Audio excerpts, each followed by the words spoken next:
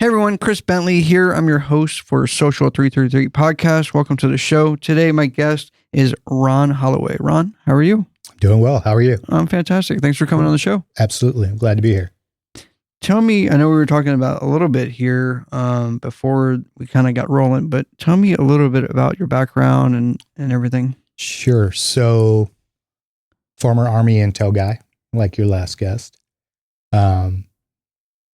Special agent for 12 years with the State Department's Bureau of Diplomatic Security. So we protect everything that has to do with diplomacy. So protecting diplomats, embassies. I specialized in major events, so Olympics, World Cups. I've lived with the men's national soccer team, and went from that to a senior advisor position, kind of teaching Jedi mind skills to our 2,000 agents, which really comes down to emotional intelligence. So self-awareness, regulation, empathy, and communicating for effect. I am neurodivergent. I'm on a spectrum, not the spectrum. And my brain's kind of atypical, different brain frequencies in different areas, which helps me bring unique insights into things. And one of them is I'm hyper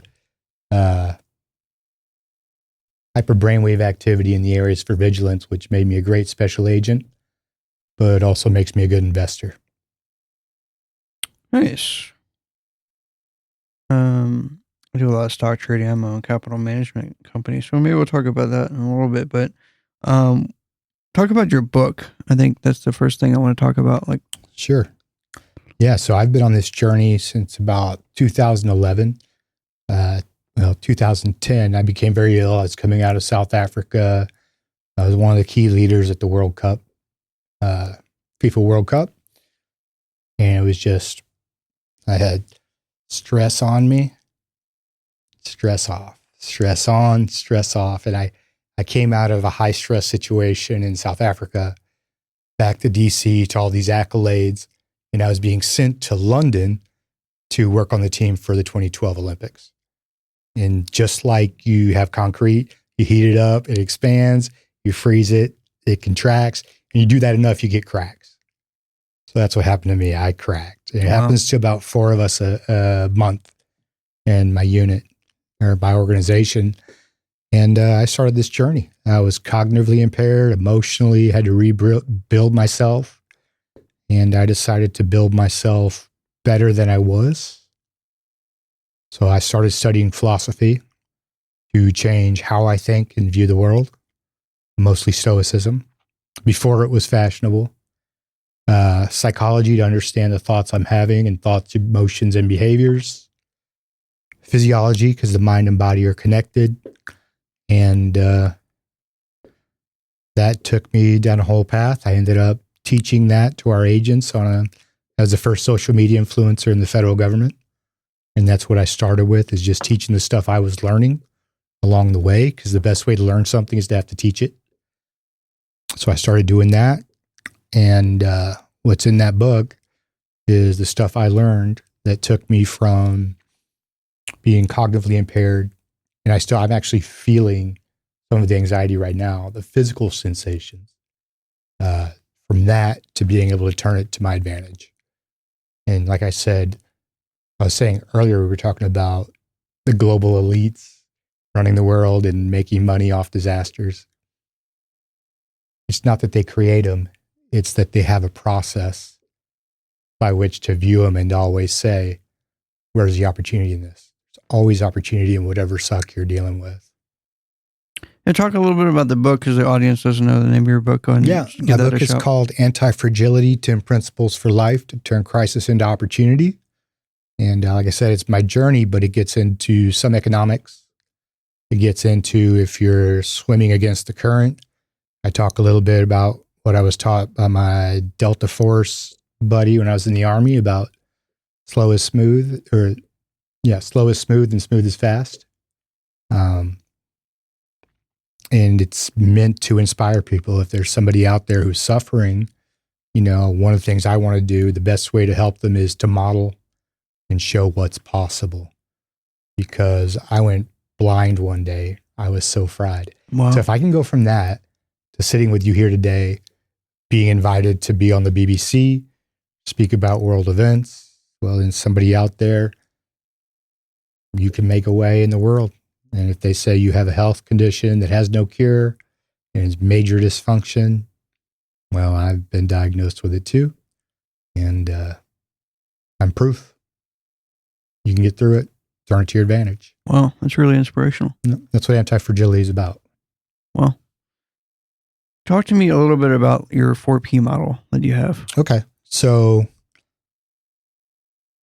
4P stand for perceive, prepare, prevail, and prosper. So I look at the world because of the anxiety. I pick up on threats earlier because I was an intel guy. I have an intel system to look at them so I can turn information into intelligence. I keep track of everything going on. And when something pops up, like COVID, I say, okay. In my case, I was prepared by my situation with anxiety. But March 20th, 2020, right? Perceive that it's happening, whatever this change is. Okay, there is a new predator in my environment. It's Darwin, adapt and be the fittest. I have a new predator in my environment. It's a virus. Okay. What can it cause? Okay, I have an underlying condition, not a doctor. They're saying it can kill you. Okay, so it's important. Impact can be huge. All right. What's my proximity? Okay, I'm in DC at the time. It's off the coast of California and New York. What's the noise? Okay, Trump and Cuomo arguing about ventilators, all that stuff is noise. Cut it all out. Stick to what's pertinent. What are the mitigation measures? Okay, wash your hands, don't touch your eyes, don't maintain 6 feet of physical, not social distance.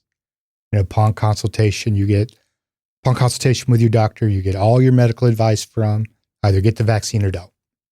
Right? Then the next step is stoicism. In any ill that befalls you, how do I turn it to my advantage? So you look at those mitigation measures and you say, okay, what will this change in the workforce? What will be the social changes? And then you say, what product makes that possible? So if you have to maintain 6 feet of physical distance, then you have to telework. The company that held the scorecard for teleworking was Zoom, right? So Zoom is supply and demand. It's going to jump in demand. Right. So you quadruple your money in 7 months. But a lot of people don't see those things. In retrospect, they make a lot of sense. And it's kind of a slap yourself in the forehead moment. But people don't see it because emotionally they're compromised and they're in survival mode. So I perceive those changes, that COVID. I happen to have been prepared because I have been through that stuff all the time, dealing with one, threat analysis, being a special agent, and then also having to manage anxiety. I go through a checklist. Well, I went through the checklist. I prevailed in the moment when everyone else was buying toilet paper because I had prepared and because I have a system, just like I cut out all that noise and stuff. Right. And then prosper. That's the last P.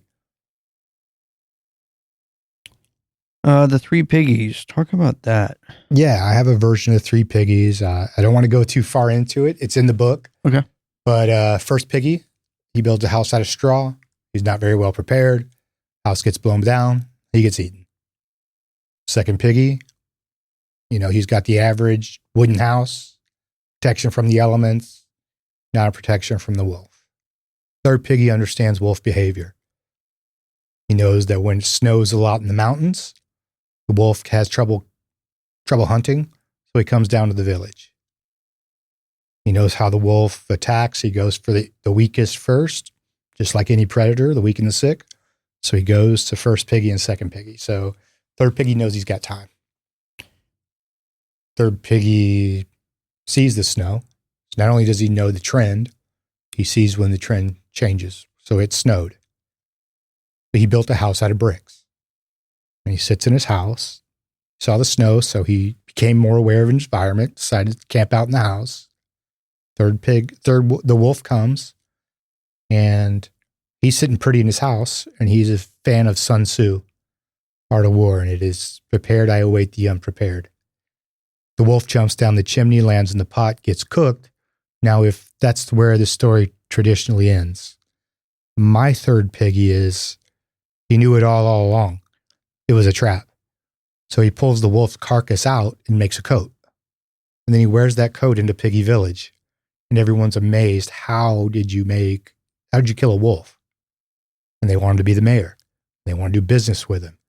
And he makes a whole industry out of it. And that's a philosophy. The third piggy philosophy is, how do I be that third piggy? Is that your new business like venture that you're going into? Is like your new focus? So I'm an executive coach. Got my master's from UT Dallas. I've got extensive training with Harvard in crisis leadership. And my focus for the longest time has been the business sector, although I'm actually shifting some to the public because there's a lot of people out there that are afraid of the big bad wolves in the world. And they're out there. It's snowing. And how I prepare them to prevail and prosper. And make money, right? And make money, prosper. Right. Talk about a little bit about the ways to make money, because I know for myself, not only did I have people that, let's talk about COVID, right? Like we had a lot of people that, I know a guy that he has family in, I think it's either Japan or China, and they were making face masks, and they were bringing face masks over, and I think they were making them for like, 10 cents and turning around and flipping them for like $15 or something, and it was just crazy. I know there was a lot of that. I know I personally, I prospered a lot when COVID happened because nobody wanted to work, and I was out there working. Yeah. And I had some crazy stories. I have stories of, I go to a showing and people were like all full on like biohazard suits. They didn't want me sitting or being anywhere near them. I had to open up all the windows and doors of the house. Craziest stuff, right? And then I get to, I make tons of money on that kind of stuff. I mean, there was just money to be made in different situations and different situations with, like you were talking about, like elites making decisions or stuff happening in the industry or in the world in general. In general, kind of new competitor, right? Anything, yeah. So talk a little bit about like how you would. I don't want you giving the secret sauce, but like how do you like kind of prep? I know you have like a formula on your website, right? Like I have it on my website, but it's really the 4P framework I just talked about. Okay. And then going more in depth. So how do you set up a system so that you do perceive the change earlier? And this is what the big investment companies do. This is what Ray Dalio's doing and, all those guys. But damn, I forgot the question. It's all right. Hit me up. Just talk about like ways to make money. Yeah. When something happens like at a major event, or you got somebody that's like a large hedge fund. I don't want to name names, right? And they're trying to like change and create chaos in order to profit from it. Sure. We're seeing that now, right? Yeah, absolutely. Okay. So let's get some clarity on the world and use a model. It's called pestle, like a mortar and pestle. So P stands for political. E stands for economic. S stands for social, technological, legal, and environmental. So these are all buckets you can look in to see what's going to change. And then we have the idea of complicated versus complex. Okay. Complicated is a Ferrari. It's a very complicated machine, but you can bring in a technician with the right tools and the right manuals, and he can fix it. The rainforest is complex. Constantly growing, new species are going extinct, some are popping into existence. There's all kinds of adaptations. You can fix it. You can fix complicated. You navigate complex. Now let's go back to COVID and let's see all the things that changed now in retrospect that we can see. And I'll take it all the way to Dallas. Sure. I'll take it all the way to Dallas. Telework. Okay, telework allowed people to work outside the office anywhere. So we led to mass migrations, right? People could finally live somewhere affordable while they're working for a California company. Mm-hmm. So we saw this huge influx of people from around the country to Dallas. Okay, we don't see that. It's kind of a tertiary effect, right? Secondary, tertiary effect. So they're coming. So where could you have invested? Or in the future? Shipping. You know, the moving companies, that's how you track the migration is through the moving companies. Mm-hmm. You could look at how you help people from other states integrate. That's a business. You also have to look at the political angle. How will this new demographic affect the politics of the area? If they come with a different kind of like state type ideology. So you have all these things playing in together. And because you're not trying to control it, you're navigating it, you can pick. And you could actually just sit down with, rather than sitting around the table with your buddies, talking about the latest sports guy, sit down and say, okay, what's going on? This is what the wealthy do. Right. What's going on in the world? What's going on in this industry? What's the disruptor? And where's the money? How can we profit from it? How do we profit? And I think the next question you're going to ask me is about hunting versus being hunted. Right. Or vice versa. So this has two effects. Part of it is preparing you for impact, for the moment of truth, right? So I'm going to be fighting my body on March 20th, 2020. Everyone is. They're going to go in fight or flight. Right. The majority, right? Because I've been in fight or flight a million times. I didn't. But you're going to go into fight or flight. I don't want to have to fight my body when it kicks off. So I want to be in fight mode, not flight mode. In flight mode, my biology is different. Cortisol and adrenaline. In fight mode, I'm adrenaline and endorphins, just like a runner's high. It's a natural pain blocker, right? So you want to hunt. Now, if you can find a benefit in the situation, you transcend it, right? Anything. I became very ill, but it made me a better person. Mm-hmm. And as soon as you can realize that, well, the part about being ill doesn't suck as much anymore. Right. Because now you're hunting. So let's in our preparation, let's identify early what the opportunities are going to be. So we have a disruptive technology, right? PESTLE technology, the T. Okay. Machine learning, AI, whatever you want to call it. Okay. A lot of people are freaking out that it's going to take away their jobs. It's going to take over the world. All that noise, all that fear mongering, making themselves sick. And you can just say, okay, how do I mitigate those things? Okay, cool. I got my mitigation measures in place. Where's the opportunity? Where are all the opportunities? If you go back and look at when the internet kicked off and all these old people having trouble learning how to use a mouse, you got an education piece where you can actually teach people how to leverage AI. Or you may have a legal piece where you write legislation to control it. Of course, you're not going to be replaced by AI. You're going to be replaced by someone who knows how to use AI. Mm-hmm.